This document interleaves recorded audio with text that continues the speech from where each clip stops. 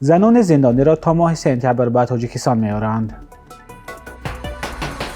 به اطلاع یک منبع در سرریاست اجرای جزای جنایتی، زنان زندانی تاجیکستانی را تا ماه سپتامبر امسال از روسیه به تاجیکستان می‌آورند.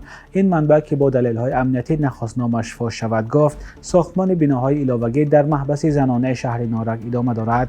خبر به تاجیکستان انتقال یافتن بیش از 200 زن زندانی را نخست شده ماه اپریل امسال تاتیانا ماسکالکووا، وکالتدار وقت حقوق انسان در روسیه رسانه کرده بود.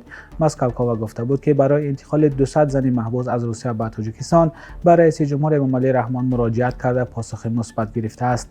مقامات تاجیکستان درباره انتقال زنان محبوس از روسیه هیچ شرحی ندادند.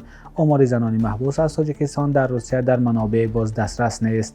وکالتدار حقوق انسان در روسیه گفته بود زنان محبوس خارجی در زندان‌های روسیه با مشکلات زیاد روبرو هستند و از جمله نمی‌توانند سر وقت خویشاوندان خود را ببینند.